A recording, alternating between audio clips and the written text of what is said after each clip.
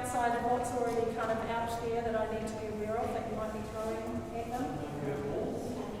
No, there's plenty to talk about still, but okay. I want to ask about your team doctor. Awesome. Which one? Okay, I figured it's as much. Yeah. Okay. Anything else outside of that? Okay. I'll bring them down in two, guys. Thank you.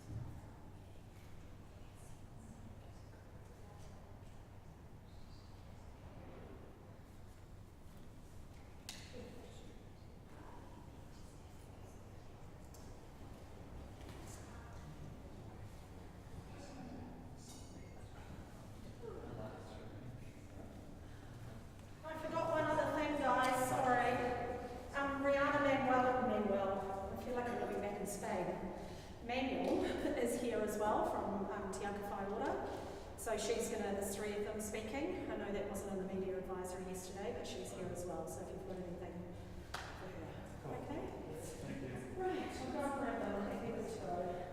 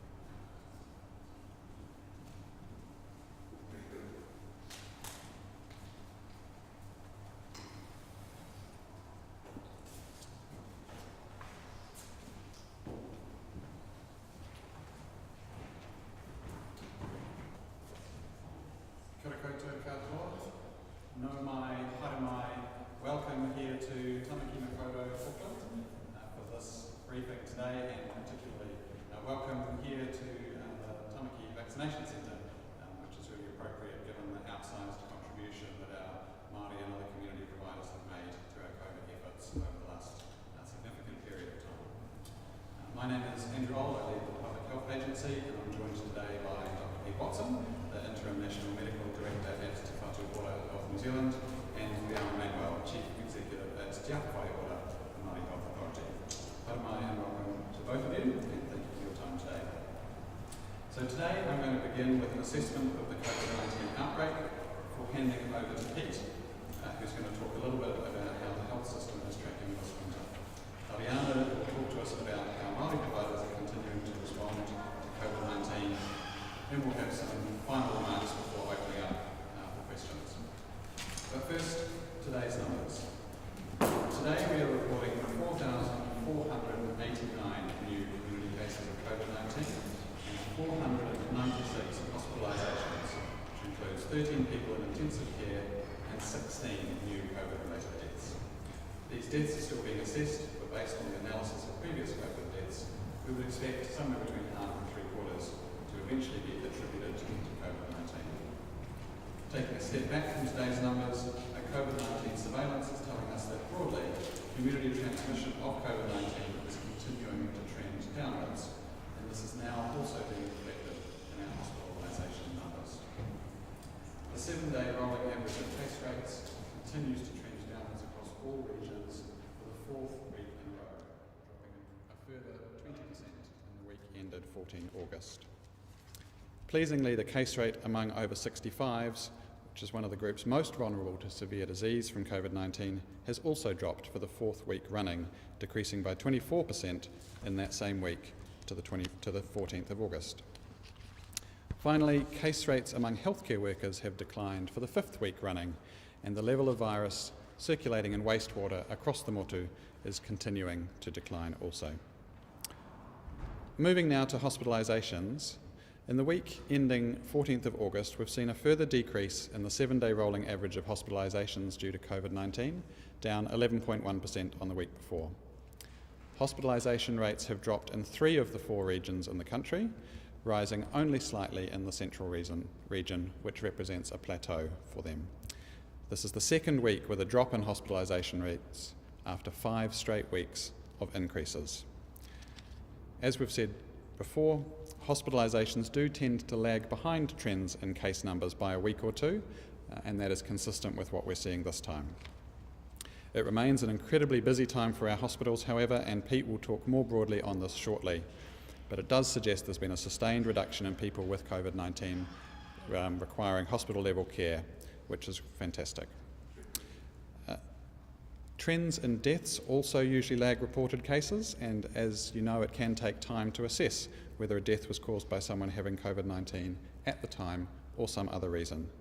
We now have 1,782 deaths that we are attributing to COVID, but bearing both these points in mind, it is important that we're not quite ready to assume that deaths from COVID-19 have truly peaked, although we are very hopeful given the trends that we're seeing in cases and hospitalisations.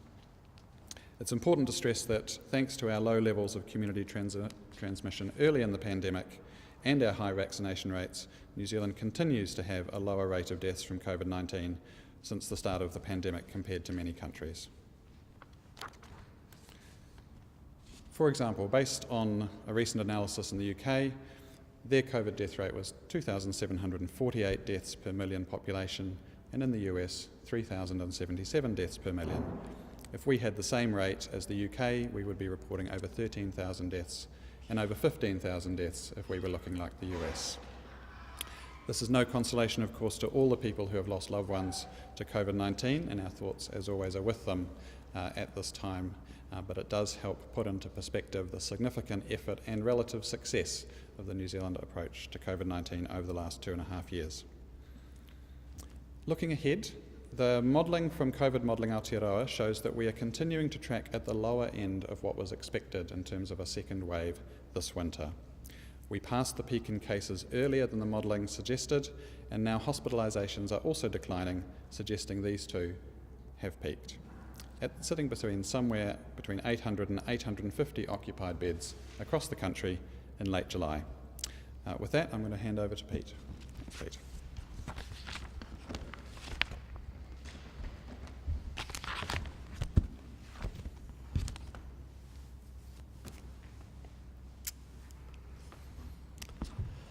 Thank you, Dr. Old, and it's great to have Rihanna here with us as well.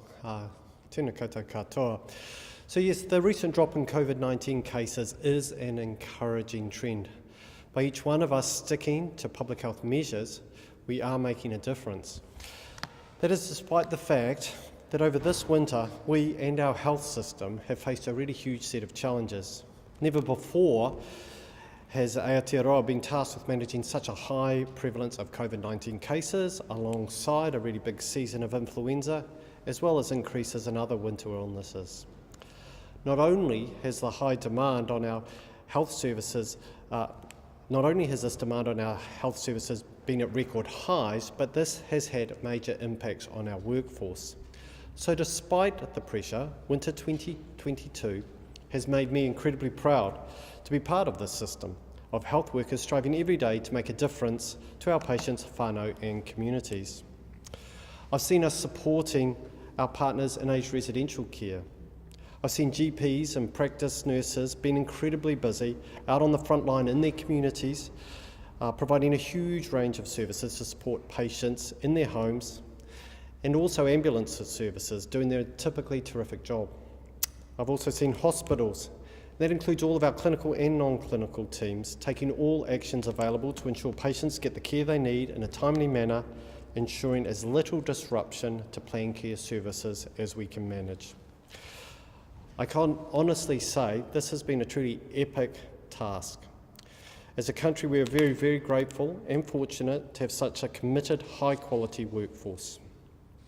Inside a hospital capacity, the health sector has planned for a challenging winter. We've got it, and as a result of the planning, my colleagues around the motu have been able to work together consistently to keep delivering. At the same time, districts have been experiencing their own winter demands, the need for staff to isolate or care for isolating whānau or other care in their families. But with cases of COVID, influenza and other winter respiratory illnesses now signalling encouraging signs of a downward trend, we are hoping some of the pressure on our health system will start to ease. In the meantime, I can report that our work across Te Whatu regions continues to work to keep New Zealanders well. In the northern region, non-deferrable care, such as cancer treatments, birthing, labour, is continuing to be delivered as clinical urgency is prioritised, as well as this less urgent planned care is now increasing as capacity allows. Services across Te Manawataki region have continued to manage high demand while experiencing higher than normal staff illness. Resourcing has been assessed daily, and this informs scheduling for planned care. In the central region, acute or emergency care, as well as non-deferrable care such as cardiac, thoracic, cancer and paediatric care is largely continuing as normal. This is a fantastic testament to the treatment and being able to be delivered by these services. Across to Waiponamu, and planned care cases are continuing where resources are available. Day cases are also continuing as capacity allows, and districts are continuing to work together to utilise available resources. So for instance, South Canterbury is supporting the Southern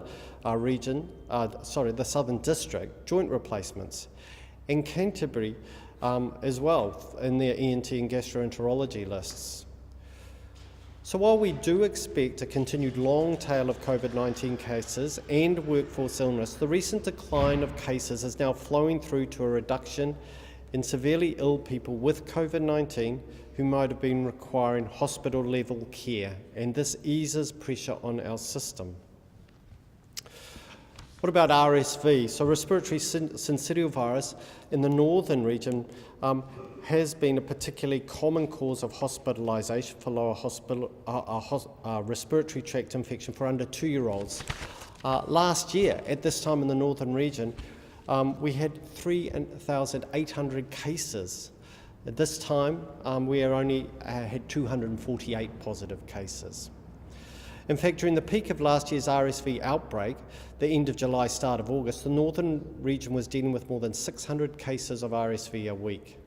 Weekly cases this year have so far remained under 100, averaging around 60 cases a week. Of those positive cases that have required hospitalisation, the average stay in hospital has been 2 days. We are also not seeing the same week-on-week increase in cases as we saw in last year's peak. So again, these are encouraging signs. We're continuing to monitor these RSV numbers alongside other conditions and encouraging people to keep up with their current health measures.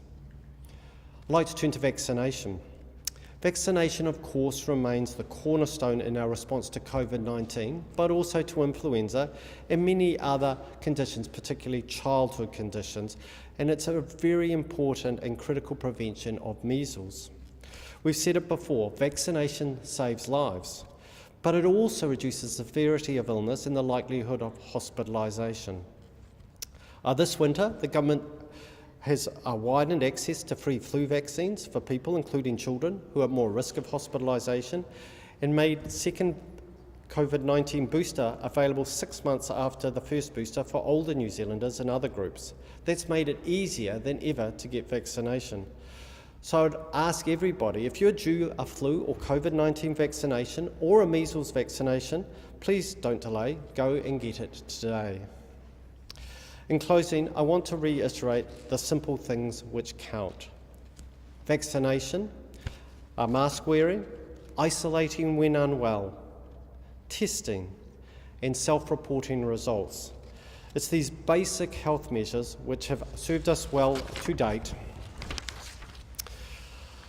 If we do these basic things well, we'll help protect not only ourselves, but our most vulnerable people, our tamariki, our older people, Māori and Pacific communities, disabled people, pregnant people, and people who are immunocompromised. We all know and care about someone in these groups, and our actions to date have helped protect them.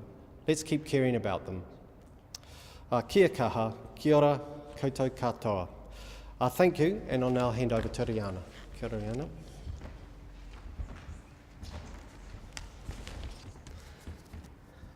Tēnā rā koutou katoa, e hui mai nei I raro I te maru o tēnei whare a tāhua, nei ngā mihi ki Ngāti Whātua, ki Warakai, engari mō tō koutou tautoko, tiaki, manaki I a tātou katoa I tēnei rangi.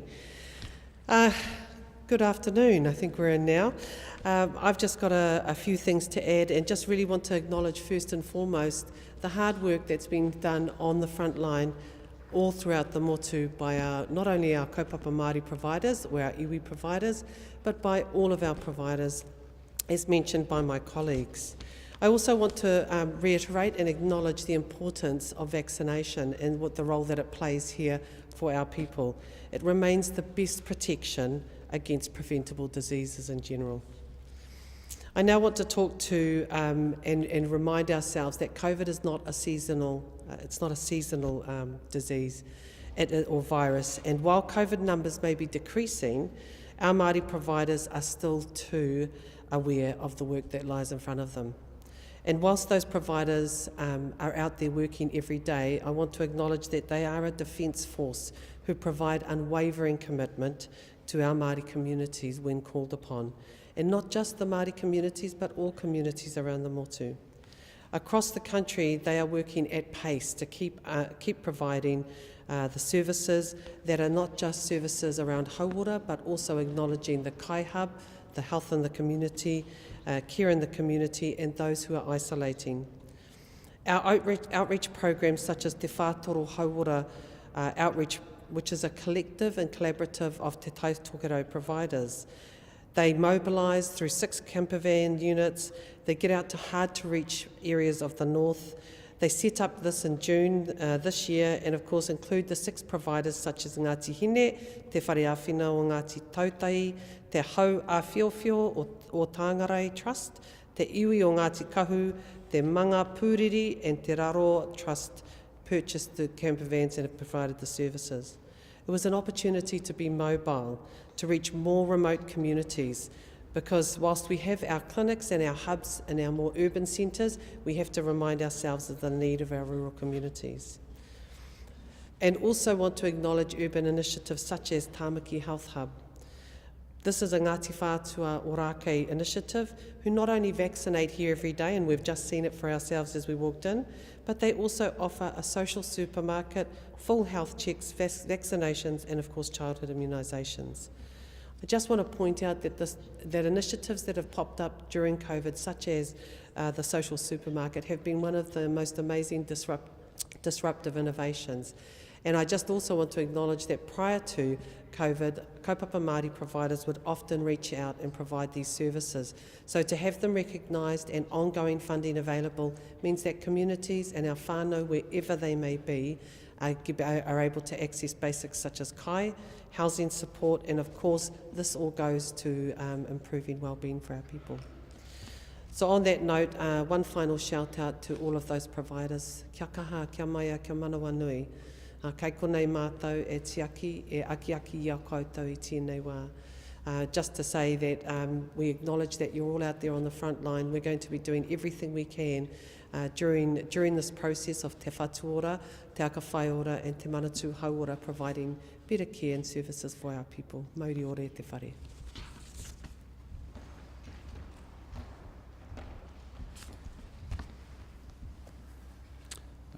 Kia ora, Rihanna and Pete, thank you. So in summary, there is some good news on the COVID-19 front. We have decreasing cases, decreasing hospitalisations, and we're hopeful that we've turned the corner in terms of deaths as well. I do want to emphasise, however, that COVID-19 is continuing to have a significant impact, particularly among our most vulnerable. While cases and hospitalisations have declined, we are continuing to see deaths on a daily basis, and we can't take our eyes away from that. I would emphasise also that despite the recent decline in cases, and that is clearly good news, this pandemic still has some way to run. There remains the potential for a resurgence in COVID-19 cases, and as Rihanna's just said, we have seen overseas significant waves of COVID through the Northern Hemisphere summer, so it's not going to behave as a seasonal disease. That means it's important that we all continue to take steps to protect ourselves, our whānau and our communities. Please get vaccinated and boosted if you're eligible, continue to wear masks in indoor areas outside your home, get tested and stay home when you're unwell. All these things, as Pete has said, help reduce the opportunity for COVID-19 to spread. Final thing I'll say before opening up for questions is really just to reiterate the call that's already been made to think about other things other than COVID-19 as well, particularly focus on childhood immunisations. We know that we are at risk of outbreaks of other diseases. Pete's mentioned measles as one, and so just really want people to use this week to check that they themselves are up to date with their vaccinations, and if you have children, that your children are up to date with their vaccinations. It really could make the difference in the weeks and months ahead.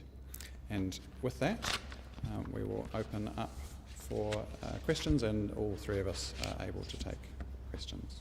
As you said there, Andrew, we've seen cases dropping out for a number of weeks, so it's really safe to say that we're well over that second wave now?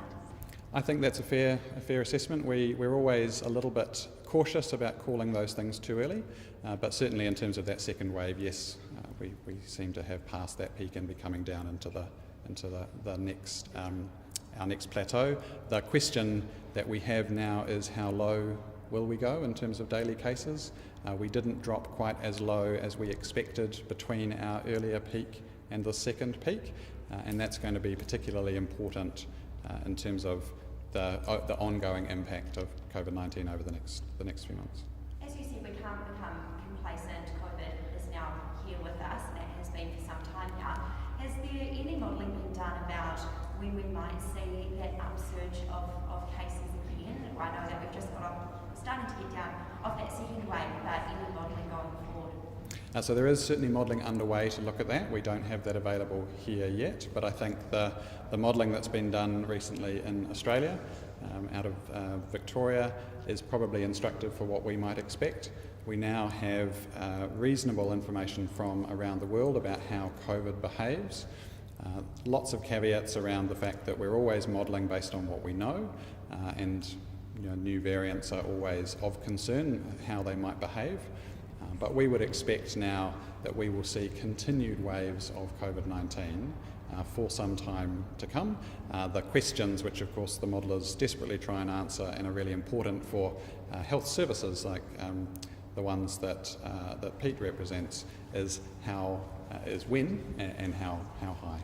So those are questions that we're trying to answer. It's a question about planned care. It's probably more for Pete. Are you open to the mic? Talking about those, what you were quoting there before about what's happening with planned care around the country, it's quite general. Saying that it's, for example, into Waiponanga, it's happening as and when it can. Can you give us any more detail about the kind of planned care that's still being delayed and how often that's happening? I don't have the specifics district by district, but everywhere is managing to do more than we were when we were in the surge. So that's the good news. And as the capacity comes available, we're doing more. So everyone is got that very much in the Whatu districts as something that we need to get on with. I know that the work of the Planned Care Task Force will also be released in the not too distant future, which is going to provide some further guidance and advice about how we go about tackling this, because it's become a big issue that we all recognise. But everywhere is doing the clinically urgent and indicated work, and to a varying degree other less urgent work. But it's done list by list, service by service, district by district. But as I referenced, then we've seen now within Te Whatu and the new system a much greater degree, I believe, of collaboration and cooperation. So the example of South Canterbury being able to pick up their neighbours' works in some areas is just one example of that, but that's happening across the different districts. So are there any cases on any days where some of that urgent planned care can't happen, like the delays to the heart? Not that I'm aware of. As I understand it now, all of the cancer and P1 work has been done. In some areas, some of the P2 work, which is the work which is not quite as urgent, needs to be deferred, but less and less of that has been deferred. And in some places now, we're even moving into the P3, that work that can wait the longest. And what are your colleagues around the country telling you, not just about planned care, but about the pressure on your hospitals? What are they telling you about how busy things are for them at the moment? So the health system has been under pressure and continues to be under pressure. So while the COVID cases are decreasing, we've experienced the big surge in influenza. We're over that as well, but there's everything else that's still presenting, and this is across primary care, aged residential care, as well as our emergency departments and hospitals. So it is pressured, and part of that is contributed to by, as I referenced, the pressure on workforce. That the workforce, is susceptible to the same winter illnesses as in COVID as the rest of us. So there's been high levels of staff sickness and absence because of COVID. So that's been part of the real pressure on the system. So it remains really a big focus to supporting workforce to be able to deliver the service. Today marks a year since Delta arrived in the country and we went into lockdown. I was perhaps just after a reflection from you on the past year. Yesterday was the last day that we had a 0 cases of COVID in New Zealand day. Just after a reflection of you of the past year and how everything's changed, I guess. Sure, and I might ask the others to comment as well, but it's been, a year that I think I highlighted present enormous challenges for us, I think, as a country, as communities, and the health system in particular has been, really tasked with something that we'd never seen before in terms of the volume and how we were going to face that. I'm incredibly proud of the response. It's been really hard. We've got through it, and I think we've done a pretty stunning job when you look around and you see how we have managed compared to some other countries by comparison. We've saved a lot of lives, and that's, I think, as a direct result of what we have done to address that, to prepare and be able to manage. But perhaps I'll hand over to others to comment. I would say that almost a year to the day, we found the first cases down in Coromandel, for instance, and I was on the front line during that time.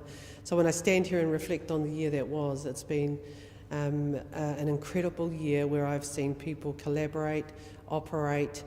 We've had teams out on the road for 7 days of a week during those peak times. We've had people running kai to communities. We've had a country that collaborated like I've never seen before. And, and of course on July the 1st we launch a kaupapa that's really dear to my heart. So I think we've through it all, we've maintained this whakaaro, kia whakakotai ai tātou. Let's stay together.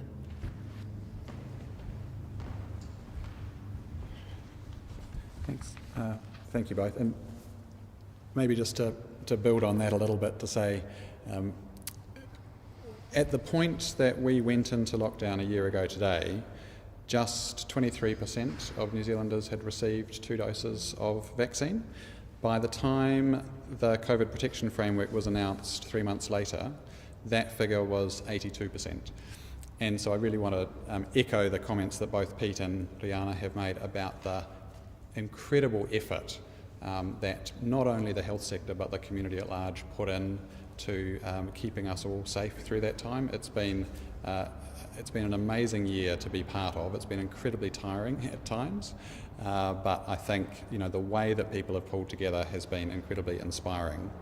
The other number that I've got here, which sort of floored me a little bit, is between the 17th of August last year and the 15th of August, so 2 days ago, we've administered 9,039,444 COVID-19 vaccinations to New Zealanders. So I mean, that just, I think, puts in perspective the size just of that part of the effort.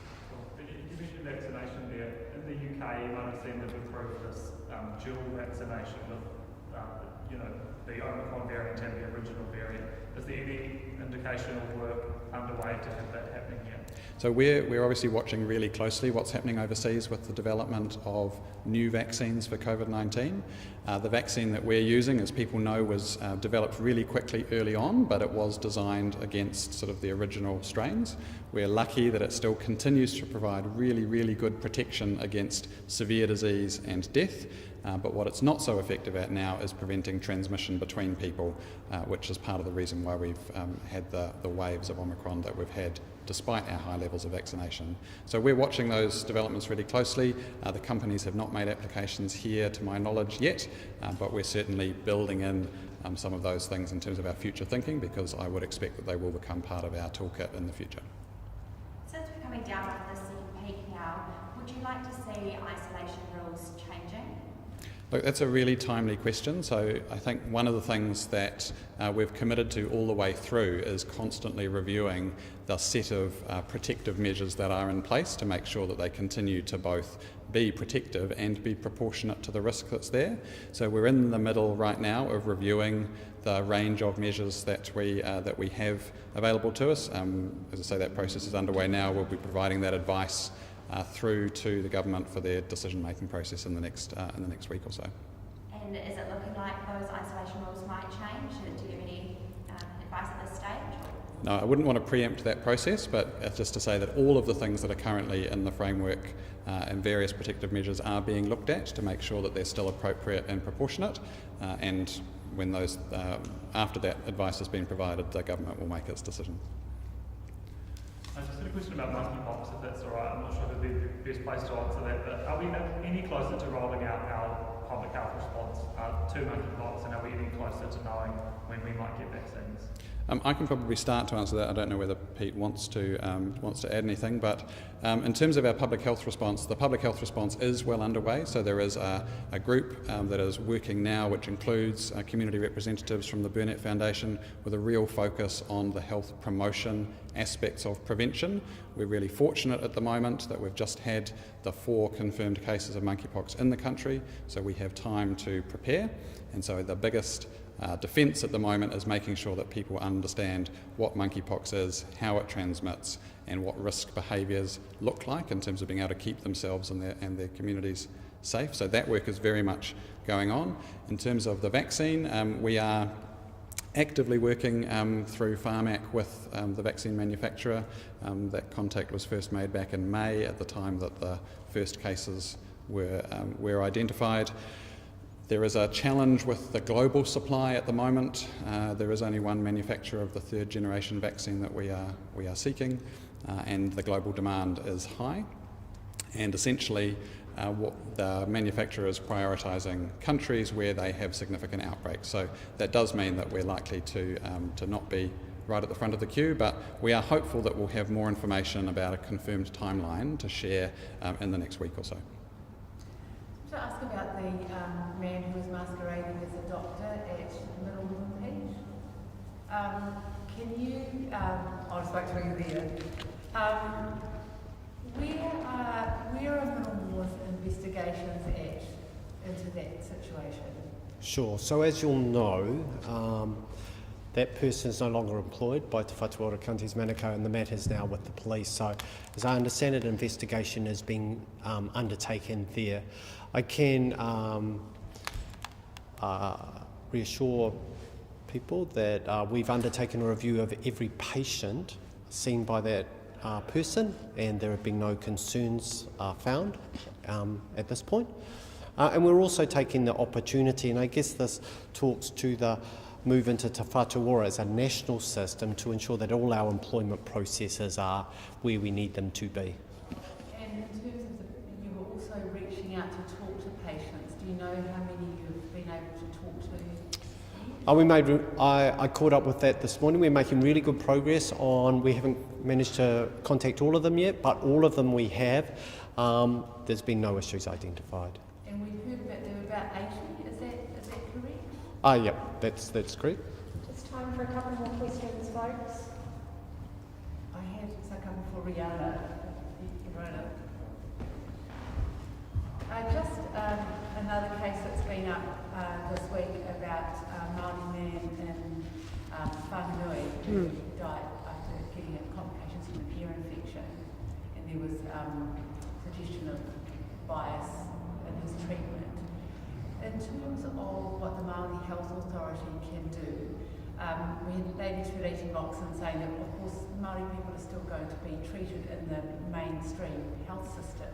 Where do you see the Māori Health Authority's role in trying to prevent things like that happening? So this is where the importance of partnership between the organisations, all three of our organisations, is imperative to make sure that cases that are so simply preventable, and of course our aroha goes out to the whānau and to that gentleman, because that's not the ideal, it's not the value proposition that we want to be able to offer our people of Aotearoa.